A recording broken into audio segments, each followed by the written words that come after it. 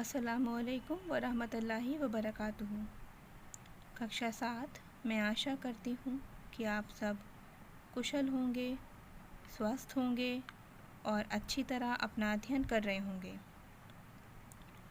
बच्चों, आपको ज्ञात होगा कि हम लोगों ने पिछली कक्षा में व्याकरण पढ़ना प्रारंभ किया था और व्याकरण में हम लोगों ने पर्यायवाची पढ़े थे, श्रुति समभिन्नार्थक शब्द पढ़े थे और मुहावरे पढ़े थे। ये 3 चीज़ें हमने पढ़ ली थी और विराम चिन्ह पढ़ना प्रारंभ किया था। अभी इसे पूरी तरह से हमने पढ़ा नहीं है। तो आज की कक्षा में हम विराम चिन्ह पढ़ेंगे कि क्या होते हैं और इनका प्रयोग कहाँ पर और किस तरह किया जाता है। तो चलिए विराम चिन्ह प्रारंभ करते हैं। जिन चिन्हों के प्रयोग से भाषा अधिक स्पष्ट तथा प्रभावशाली बनती है उन्हें विराम चिन्ह कहते हैं। आपको याद है ना, मैंने आपको ये परिभाषा बताई थी कि हम अगर विराम चिन्हों का प्रयोग नहीं करेंगे, हम अपनी भाषा में उतार चढ़ाव नहीं लाएंगे, कहाँ पे हमें रुकना है और कहाँ पे हमारी जब बात पूरी हो गई है तो हमें किस तरह से विराम चिन्ह का प्रयोग करके अपने नेत्रों द्वारा, अपनी भाषा द्वारा ये बताना है कि हम क्या कहना चाह रहे हैं या हमारी बात समाप्त हो चुकी है। तो ये सब कुछ हम जो कर पाते हैं अपनी भाषा द्वारा या अपने भावों द्वारा, वो किस तरह कर पाते हैं? वो हम कर पाते हैं विराम चिन्ह की सहायता से। यदि विराम चिन्ह ना होते या फिर हमें इनका ज्ञान नहीं हो पाए या हम इसे न समझ पाएँ तो हमारी भाषा ऐसी होगी जो किसी को भी समझ में नहीं आएगी। तो यदि हम किसी को अपनी लिखित भाषा या अपने द्वारा बोली जा रही भाषा को समझाना चाहते हैं तो हमें विराम चिन्हों का प्रयोग करना होता है और हम उसका प्रयोग करते भी हैं। तो इसीलिए कहा गया है कि भाषा को अधिक स्पष्ट और प्रभावशाली बनाने के लिए ही विराम चिन्हों का प्रयोग करते हैं, या जिस चीज़ का प्रयोग करते हैं भाषा को प्रभावशाली बनाने के लिए, उन्हें ही विराम चिन्ह कहते हैं। तो चलिए, मैंने आपको उस दिन बताया था कि ये आपके विराम चिन्ह हैं, जैसे कि पूर्ण विराम,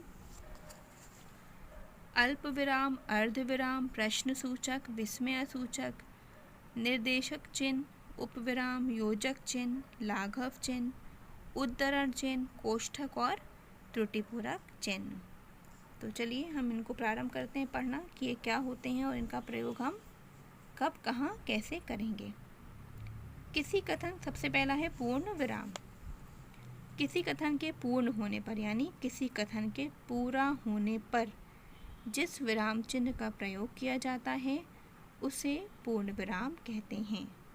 जैसे आत्मा अजर और अमर है। अब ये है पर हमारा जो वाक्य है वो पूरा हो गया है तो हम है पर क्या लगाएंगे?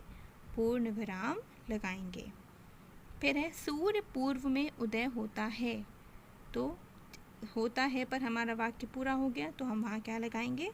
पूर्ण विराम लगाएंगे। यदि हम पूर्ण विराम नहीं लगाएंगे तो जो हमारे लिखित वाक्यों को देखेगा उसको वो समझ नहीं पाएगा कि आगे कुछ और भी कहना चाह रहे थे या नहीं, या इनको भी शायद आगे और लिखना है, लिख नहीं पाए।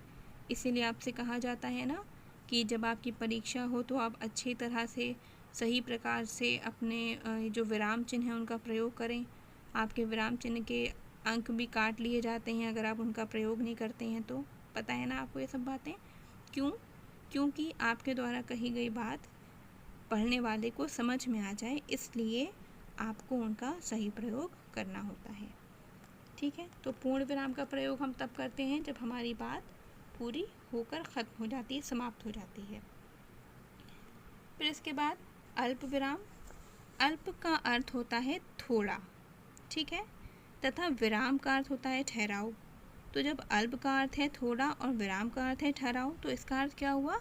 थोड़ा सा रुकना। मतलब ये नहीं कि बहुत कम समय के लिए रुके, या ऐसा भी नहीं कि पूर्ण विराम की तरह रुक ही गए और फिर कुछ करा ही नहीं आगे। ठीक है, तो कॉमा का यानी अल्प विराम का अर्थ यही है कि हम बहुत कम, थोड़ा सा देर के लिए रुकेंगे और फिर अपनी बात को कहना प्रारंभ कर देंगे या अपनी बात को लिखना प्रारंभ कर देंगे। तो इस प्रकार कहा जा सकता है कि जिस विराम चिन्ह का प्रयोग थोड़ा ठहरने के लिए किया जाता है उसे अल्प विराम कहते हैं। जैसे अब मान लीजिए यहाँ 4 नाम दिए गए हैं, विपिन, कल्पना, सपना, मनीष और गुड़िया। अब यदि विपिन, कल्पना, सपना में अल्प विराम हम नहीं लगाएंगे तो कैसा लगेगा? सुनिए, विपिन, कल्पना, सपना, मनीष। सुनने वाले को परेशानी होगी समझने में कि क्या कहना चाह रहे हैं। और अगर यहाँ अल्प विराम लगा नहीं होगा तो यदि आपकी द्वारा लिखे गए वाक्य को कोई पढ़ रहा है तो वो नहीं समझ पाएगा कि लिखा क्या है, विपिन क्या है, कल्पना क्या है, सपना क्या है, वो नहीं समझ पाएगा। लेकिन जब हम अल्प विराम लगा देंगे तो हम समझ पा रहे हैं कि ये अलग अलग लोगों के नाम हैं। ठीक है, विपिन, कल्पना, सपना, मनीष और गुड़िया अपने चाचा जी के साथ दीपावली मेला देखने गए। ठीक है, तो हम ऐसे चिन्हों का प्रयोग तब करेंगे जहाँ पर हमें थोड़ा सा ठहरना होगा या रुकना होगा। जो जितना ऊंचा उठता है वे उतना ही सहज और सरल रहता है। अब हम किसी के बारे में बता रहे हैं कि जो जितना ऊंचा उठता है, अब उसका क्या होता है। अब ये जब बताने जा रहे हैं तो क्या करेंगे, बीच में अल्प विराम लगाएंगे कि जो जितना ऊंचा उठता है वह उतना ही सहज और सरल रहता है। ये वही कमीज़ है जो मुझे जन्मदिन पर मिली थी। पहले तो कमीज़ के बारे में बात हो रही है, फिर वो उससे संबंधित कि मतलब वो कैसे प्राप्त हुई या उसका क्या हुआ या कैसे क्या उस कमीज़ से उसका क्या संबंध है। तो ये वही कमीज़ है जो मुझे जन्मदिन पर मिली थी। यानी कि जब जहाँ पर वाक्य को थोड़ा सा बदलेंगे या कोई दूसरा वाक्य जोड़ेंगे तो हम क्या प्रयोग करेंगे, अल्प विराम का प्रयोग करेंगे। जैसे कि देखिए यहाँ पे लिखा भी है, उपवाक्यों को अलग करने के लिए, यानी कोई जो दूसरा वाक्य उसके साथ जोड़ा जा रहा है ये बताने के लिए कि वो वाक्य अलग है इससे, तो बीच में हम क्या लगाते हैं, अल्प विराम लगाते हैं। ये वही कमीज़ है जो मुझे जन्मदिन पर मिली थी। इसके बाद फिर है अर्धविराम। अर्धविराम जिस विराम चिन्ह का प्रयोग अल्प विराम से अधिक तथा पूर्ण विराम से कम समय रुकने के लिए किया जाता है उसे अर्धविराम कहते हैं। मतलब हम यहाँ पर अल्प विराम की तरह बहुत कम देर के लिए भी नहीं रुकेंगे और पूर्ण विराम की तरह बिल्कुल रुक नहीं जाएंगे, बल्कि अपना काम शुरू कर देंगे, अपनी बात शुरू कर देंगे। तो ऐसे स्थान पर हम किसका प्रयोग करते हैं, अर्धविराम का प्रयोग करते हैं। जैसे कि देखो, जी तोड़ मेहनत करो सफलता मिलेगी। मतलब क्या कह रहे हैं कि जी तोड़ मेहनत करो, ये तो उन्होंने कह दिया। अब रुक गए ये बताने के लिए कि ऐसा करने पर क्या होगा। तो बात तो पूरी नहीं हुई है तो पूर्ण विराम वहाँ पर नहीं लगाएंगे, और क्योंकि हम थोड़ा सा देर के लिए रुके हैं तो वहाँ क्या लगेगा, अर्धविराम लगेगा। तो जी तोड़ मेहनत करो सफलता मिलेगी। परिश्रम सफलता का मूल मंत्र है, इसे सदैव याद रखो। ठीक है, क्योंकि उसे हम दूसरे वाक्य से भी जोड़ रहे हैं तो और थोड़ा सा अधिक समय के लिए रुक भी रहे हैं, इसलिए हम यहाँ पर अर्धविराम का प्रयोग करेंगे। शांत रहो, चुप बैठो, क्या दिन भर बोलते रहने से तुम्हारा दिमाग नहीं थकता। ठीक है, तो ये उदाहरण है अर्धविराम के। इसके बाद प्रश्न सूचक चिन्ह, ये तो बहुत ही सरल है। प्रश्नवाचक शब्दों एवं वाक्यों के बाद लाए जाने वाले चिन्हों को प्रश्न सूचक चिन्ह कहते हैं। मतलब जहाँ पर हम किसी से प्रश्न कर रहे हैं वहाँ हम किसका प्रयोग करेंगे, प्रश्न सूचक चिन्ह का प्रयोग करेंगे। आप कहाँ से आए हैं, आपका नाम क्या है, आपको किससे मिलना है। फिर है विस्मय सूचक चिन्ह। अब विस्मय सूचक चिन्ह क्या होते हैं, जिन चिन्हों का प्रयोग विस्मय सूचक शब्दों यथा अरे, हाय आदि के बाद किया जाता है, इन्हें विस्मय सूचक चिन्ह कहते हैं। मतलब जैसे कि देखिए उन्होंने उदाहरण दिया है, वाह क्या छक्का मारा। तो ऐसे जो शब्द होते हैं वो विस्मय सूचक, जो हमें विस्मय में डाल दें। ऐसे शब्द जो हमें विस्मय में यानी आश्चर्य में या अचंभे में डाल दें वो ऐसे शब्दों के स्थान पर हम क्या प्रयोग करते हैं? विस्मय सूचक चिन्ह का प्रयोग करते हैं। अब जैसे कि मान लीजिए आपने कोई, जैसे कि हाँ आप मैच देख रहे हैं बैठे हुए और आपके मुंह से चीख निकली, वाह क्या छक्का मारा, ठीक है, तो हमें समझ में आएगा कि आप इस छक्के को देखकर किस में पड़ गए? विस्मय में पड़ गए, आपको बहुत अचंभा हुआ छक्का पड़ने पर। लेकिन जब ये बात हमने लिखी है तो लिखे होने पर कैसे पता चलेगा? तो लिखी है और किसी और को पता चल जाए कि यहाँ पर जो व्यक्ति है, जो बच्चा है, वो बहुत अचंभे में है, विस्मय में पड़ गया है, तो उसके लिए हम जो ये शब्द होते हैं वाह या अरे या हाय, इनके बाद क्या लगाते हैं? विस्मय सूचक चिन्ह लगाते हैं। आहा इन फलों में कितनी मिठास है, कहते हैं ना हम लोग, आहा कितने मीठे हैं, कहते हैं अरे वाह मज़ा आ गया, ठीक। तो ये ऐसे शब्द हैं जो विस्मय में डालने वाले शब्द हैं, जो विस्मय सूचक, जिनको समझने के लिए हम विस्मय सूचक चिन्ह का प्रयोग करते हैं। इसके बाद फिर है उपविराम। जिस विराम चिन्ह का प्रयोग अधिकांशतः अनुच्छेद तथा निबंध आदि के ऐसे शीर्षकों के बीच में किया जाता है जहाँ कुछ पद अपने पूर्व लिखे शब्द के स्वरूप को स्पष्टता प्रदान करते हैं, उसे उपविराम कहते हैं। मतलब जैसे देखिए विज्ञान, आपने देखा होगा ना कि जब आपके निबंध आते हैं तो विज्ञान शब्द दे दिया और फिर कहा गया बताइए कि वरदान है या अभिशाप। तो यहाँ भी यही कह रहे हैं कि ऐसे चिन्ह जो अनुच्छेद या निबंध में प्रयोग किए जाते हैं और शीर्षकों के बीच में अंकित किया जाता है, ये बताने के लिए कि जो शीर्षक है उसके बारे में आपको स्पष्ट तौर पर बताना क्या है। विज्ञान आपको शीर्षक दे दिया गया, अब विज्ञान में आप क्या बताएंगे? तो विज्ञान में आपको क्या बताना है ये बताने के लिए विज्ञान के बाद क्या लगाएंगे? उपविराम लगाएंगे और फिर बताएंगे कि आपको वरदान या अभिशाप के बारे में बताना है, ठीक है। इसी प्रकार से दहेज प्रथा। दहेज प्रथा क्या है? एक सामाजिक कोड, आपको क्या बताना है? एक सामाजिक कोड के बारे में बताना है दहेज प्रथा को ध्यान में रखकर। फिर पुस्तकें हमारी सच्ची मित्र। तो ये जो उपविराम है, इन शब्दों, इस चिन्ह का प्रयोग हम ऐसे ही शब्दों के बाद करते हैं जहाँ पर उस शब्द से संबंधित कोई एक शीर्षक होता है, कोई एक ऐसी स्थिति होती है जो हमें विस्तार पूर्वक बतानी होती है। तो पुस्तकें, अब पुस्तकें तो बताना है, पर पुस्तकों में क्या बताना है? पुस्तकों के बारे में तो बहुत सारी बातें हो सकती हैं कि पुस्तकें विज्ञान, ज्ञान का भंडार, या पुस्तकें मनुष्य का साथी, या हमारी सच्चे मित्र। तो हमें क्या बताना है? हमारे सच्चे मित्र हैं, ये बताना है। फिर है योजक चिन्ह। योजक चिन्ह को सामासिक अथवा संयोजक चिन्ह भी कहते हैं। शब्दों के युग्म यानी पेयर में अथवा शब्द को दोहराने में इस चिन्ह का प्रयोग किया जाता है।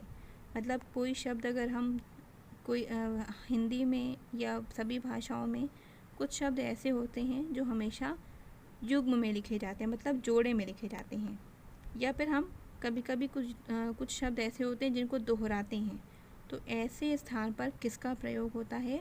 योजक चिन्ह का प्रयोग होता है या योजक चिन्ह का प्रयोग किया जाता है। जैसे रात दिन। अब रात दिन अधिकतर होता है कि जब रात दिन शब्द हम बोलते हैं तो इसको जोड़े में बोलते हैं, या माता पिता, पाप पुण्य, राजा रानी, है ना। तो वह शब्द जो हमेशा जोड़े में या युग्म में बोला जाएगा उसके बीच में क्या लगेगा? योजक चिन्ह लगेगा। या फिर वो शब्द जो दोहराए जाते हैं, बस बस मुझे और नहीं खाना, कहते हैं ना हम लोग, बस बस मेरा पेट भर गया, जैसे तैसे करो, या जैसे तैसे जाओ, धीरे धीरे चलो, तेज़ तेज़ करो, ठीक। तो प्रत्येक वो शब्द जो एक साथ दोहरा कर बोला जाता है उसके बीच में भी हम क्या लगाते हैं? योजक चिन्ह लगाते हैं। फिर है उद्धरण चिन्ह। ये तो आपको बहुत अच्छी तरह पता होगा। जिन चिन्हों का प्रयोग किसी के द्वारा कहे गए कथन को ज्यों का त्यों लिखने हेतु किया जाता है उन्हें उद्धरण चिन्ह कहते हैं। मतलब ऐसे चिन्ह जिनका प्रयोग हम किसी के द्वारा कही गई बात को बिल्कुल वैसे ही लिखने के लिए करेंगे। मान लीजिए कोई बात महात्मा गांधी ने कही, जैसे कोई बात महात्मा गांधी ने कही है तो हम उनकी बात को बिल्कुल वैसा ही लिखेंगे जैसा उन्होंने कहा है। तो महात्मा गांधी द्वारा कही गई बात को ये बताने के लिए कि बिल्कुल वैसी ही लिखी जैसी उन्होंने कही है, हम उद्धरण चिन्ह का प्रयोग करेंगे। ठीक है, जैसे राजा ने कहा हमें अभी इसी समय राज्य भ्रमण के लिए जाना है, तो ये यहाँ पर उद्धरण चिन्ह लगे। इसका मतलब ये है कि राजा ने बिल्कुल यही कहा था कि हमें अभी इसी समय राज्य भ्रमण के लिए जाना है। या मान लीजिए आपने कोई बात कही और मैंने उसे लिखा, तो आपके द्वारा कही गई बात को मैं बिल्कुल वैसा ही लिखूँगी जैसा आपने लिखा है, तो मैं क्या करूँगी, उद्धरण चिन्ह का प्रयोग करूँगी, जो ये बताएं जिसका ये आशय होगा, जिसका ये मतलब होगा कि इस बच्चे ने जैसे ये बात कही थी बिल्कुल वैसी ही ये बात यहाँ पर लिखी गई है। मतलब किसी के द्वारा कही गई बात को हम बिल्कुल वैसा ही लिखते हैं, तब हम उद्धरण चिन्ह का प्रयोग करते हैं।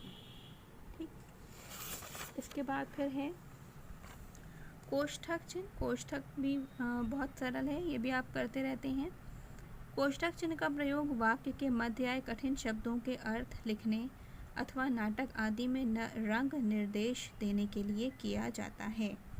जैसे गांधी जी बहुत मृदुभाषी अर्थात मीठा बोलने वाले थे। तो आपको ध्यान होगा कि हम लोग अक्सर ऐसा करते हैं कि जब आपको कॉपी में कुछ लिखवा रहे होते हैं और कोई ऐसा शब्द आ जाता है जो हमें लगता है कि शायद आपको इसका अर्थ याद ना है या आपको इसको याद रखने में कठिनाई हो, तो हम लोग उसका अर्थ भी लिखवा देते हैं और फिर कहते हैं कि इसको किस में लिख लीजिए, कोष्ठक में कर लीजिए अर्थात ब्रैकेट में कर लीजिए, ताकि आपको ये पता रहे कि इस शब्द का ये अर्थ है। ब्रैकेट में या कोष्ठक में करने का अर्थ ये होता है कि जो शब्द उससे पहले लिखा है ये उसका अर्थ है। तो ऐसे ही स्थानों पर हम किसका प्रयोग करते हैं, कोष्ठक चिन्ह का प्रयोग करते हैं। देखिए जैसे कि उन्होंने कहा भी है कि गांधी जी मृदुभाषी। अब मृदुभाषी, मान लीजिए किसी को मृदुभाषी का अर्थ ना याद रहे, तो इसलिए क्या किया गया है, उसको कोष्ठक में लिखवा दिया गया है, ताकि जब कोई इसे पढ़े और अगर किसी को ना पता हो मृदुभाषी का अर्थ या फिर कोई भूल गया हो, तो उसको समझ में आ जाए कि मृदुभाषी का अर्थ क्या होता है, मीठा बोलने वाला। ठीक है, तो कोष्ठक चिन्ह का हम प्रयोग ऐसे ही स्थान पर करते हैं जहाँ पर हम कुछ लिख रहे हैं और फिर कोई ऐसा शब्द आ गया जिसका अर्थ याद रखना कठिन है, तो कोष्ठक में उस शब्द के अर्थ को लिख लेते हैं। दशरथ हाय, राम मुझे छोड़कर कहाँ चला गया। अब दशरथ हाय कर रहा है, लेकिन कैसे कर रहा है, हाथ फैला के। ये दिखाना चाह रहे हैं कि दशरथ ने हाय तो कहा, लेकिन कैसे कहा, बहुत दुखी होकर कहा, तो हाथ फैलाते हुए कहा। तो हाथ फैलाते हुए को किस में लिख दिया, कोष्ठक में लिख दिया, ताकि पढ़ने वाले को समझ में आ जाए कि जो हाय राम मुझे छोड़कर कहाँ चला गया, इसमें दशरथ बहुत दुखी है और वो हाथ फैलाकर अपने दुख को प्रदर्शित कर रहा है। इसके बाद है लाघव चिन्ह। लाघव अर्थात छोटा। जहाँ संपूर्ण शब्द ना लिखकर मात्र उसका संक्षिप्त रूप ही लिखा जाए, वहाँ इस चिन्ह का प्रयोग किया जाता है।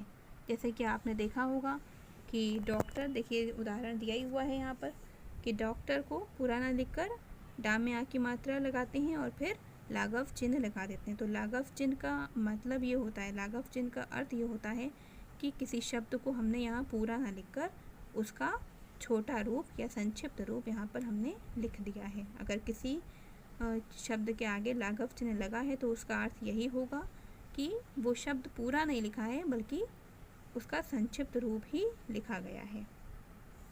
फिर है त्रुटिपूरक चिन्ह। इससे तो बहुत अच्छी तरह अवगत हैं आप लोग।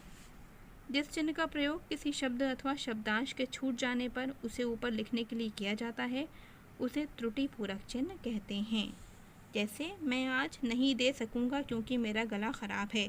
अक्सर ऐसा होता है, आप लोग कॉपियों में जब उत्तर लिखते हैं तो इसी तरह लिख देते हैं कि मैं आज नहीं दे सकूँगा क्योंकि मेरा गला ख़राब है। तो हम लोग क्या करते हैं, इसी तरह त्रुटिपूरक चिन्ह लगाते हैं और फिर ऊपर उस शब्द को लिखते हैं जो इसे लिखना आप भूल गए होते हैं। ठीक है, जो आपसे रह जाता है वो हम त्रुटिपूरक चिन्ह लगा के लिखते हैं, जिसका अर्थ ये होता है कि मैं आज के बाद क्या आएगा, जो शब्द मैंने ऊपर लिखा है वो आएगा। मतलब मैं आज भाषण नहीं दे सकूँगा क्योंकि मेरा गला ख़राब है।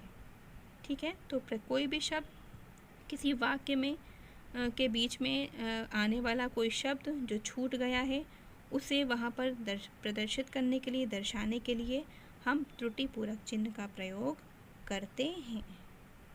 ठीक है, तो यहाँ पर आपके विराम चिन्ह पूरे हो गए हैं और इसके बाद आपके इकाई 2 में उपसर्ग भी हैं, वो मैं आपको अगली कक्षा में करवाऊँगी। आप विराम चिन्ह का अध्ययन स्वयं भी कर लीजिएगा ताकि आपको ये अच्छे से याद हो जाए। तो आज की कक्षा यहीं पर समाप्त होती है। अपना ध्यान रखिए, प्रसन्न रहिए और अध्ययन करते रहिए। अस्सलामु अलैकुम वरहमतुल्लाहि वबरकातुहू।